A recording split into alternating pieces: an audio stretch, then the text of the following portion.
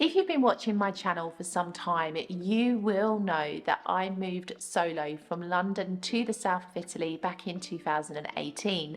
And it's been a bit of a journey ever since, judging from all of the content that I have on this channel.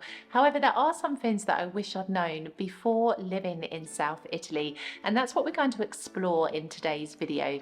Because if you plan to move to Italy this year or at some time in the future, I think this could help you very much indeed. So if you enjoy learning about the beauty and reality of everyday life here in South Italy, you are in the right place. Why not hit subscribe so that you can continue to catch up with all of my content as I release it. And let's get into today's video, shall we? And talk about those things that I wish I knew before living here in South Italy. So the first thing that I wish I knew before living here in South Italy is just how complicated this country is. I've said it in many a video before, but Italy is really 101 different countries rolled into one. It is so divisive. There is so much judgment and infighting that happens. Like, I've never known a country like it. I know within the UK we have divisions and, you know, Scotland wants to become independent. It's not like how it is here. Essentially, we do operate under one umbrella, but here in Italy, it's so different.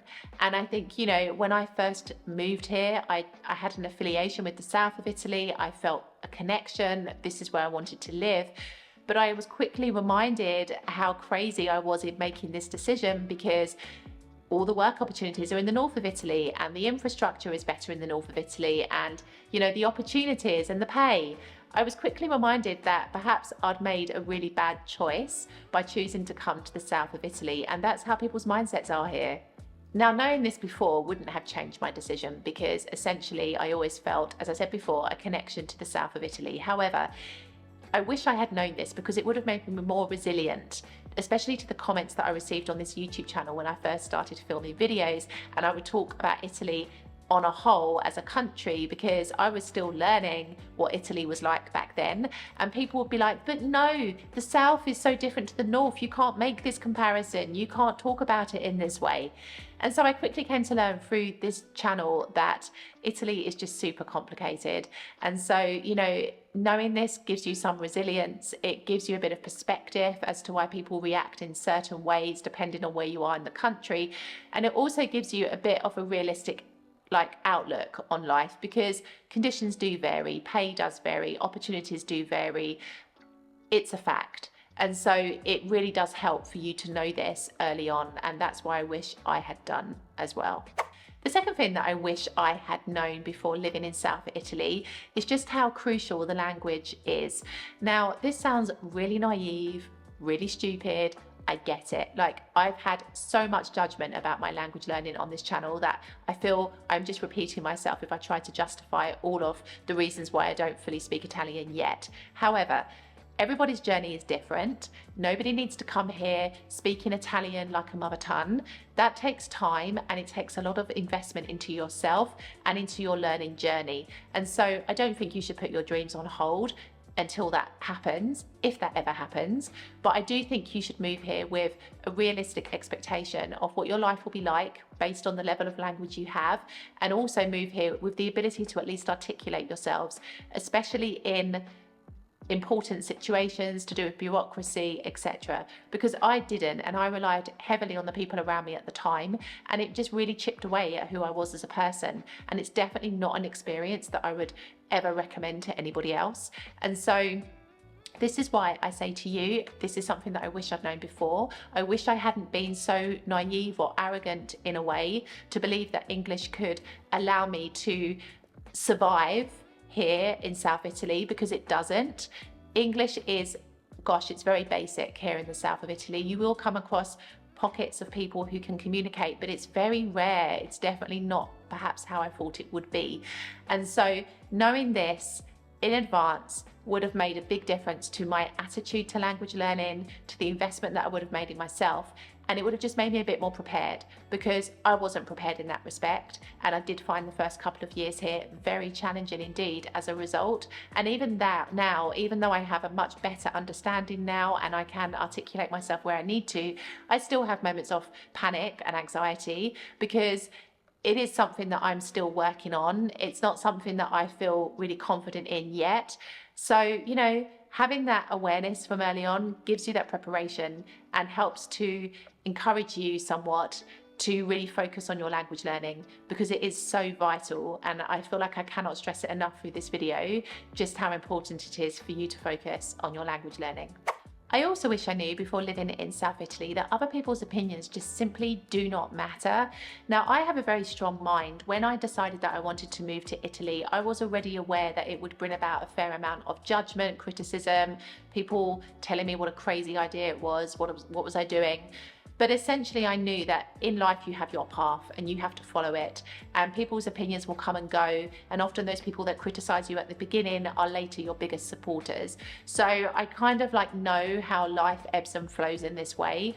But essentially, it's not easy sometimes to live here in the south of Italy and deal with the opinions of others. Those opinions tend to come from fellow expats, especially if you express a problem or a question that you have regarding your life. It seems to attract the judgment and the criticism from the very communities that are supposed to be there to help and support you. So there is this huge contradiction within expat circles that I really don't like, which means that I don't really mix very much in expat groups, especially online, for this reason, because I've seen the opinions of people shared as advice. I've seen people tell others that they're never going to find a job, and that, you know, why would you even consider moving, for example, to the south of Italy, because the life there is terrible. I've seen this. But what I've come to learn, and what I wish I knew from the beginning, is that other people do not live your life. They are not you. They don't have your mindset. They don't have your drive and your determination.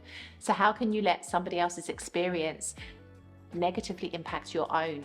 Take the learnings from it, listen, and then release the rest. This is what I've always said. I've had a few moments here where I haven't always followed this advice, which is why I wish I had 100% known this from the beginning, because I would never have had those moments in the first place. But it's always really, really important to know this. Like, your path is your own. People are always going to have an opinion about you, no matter what you do. So you may as well just live the life that you want to live, do the things that you want to do, and make the best of it. And so that is something that I would definitely say. Let other people's opinions slide. They honestly, in the grand scheme of things, don't matter at all. I wish I'd also known just how bloody different the working culture here is in South Italy, because I came from London, the city where, you know, a contract is a contract and an employer does what they're meant to do on the most part. However, here in South Italy, it's not like that. Here in South Italy, it's like the Wild West. In fact, I saw the other day that the Palermo Football Club t-shirt is sponsored by Old Wild West, which is like a restaurant chain here in Italy. And I was like, my God, that's the perfect sponsor for the Palermo Football Club, the Wild West, because that's what Palermo is like sometimes. And, you know, like, that is essentially how it feels here sometimes when it comes to work. Nothing is as it seems. You have to really, goodness knows, take a week to understand your contract, and probably at the end of it you still don't. Nothing is answered. Everything you have to do for yourself. You have to find out all the information you need. You're alone. It's potluck as to whether or not you end up with a good employer, good employees, good colleagues. Yeah, it's a real hit and miss situation, and I think I wish I had known this before, because it would have given me a really good grounding, good sense of preparation for what was to come, because I have had many a stressed day, week, month, even a year, focusing on the working culture here in South Italy. And I think if I had known this before, I probably would have saved myself a lot of stress. But I've always had this mindset that you shouldn't compare, because through the comparison you fuel the stress that comes with that. But it's not easy sometimes. Like, life here is just so challenging when it comes to work. And so I wish I'd known this before, just to give me a little bit of focus and to remind me of what's important, and also just to make me a bit more clued up as to what to expect before moving here.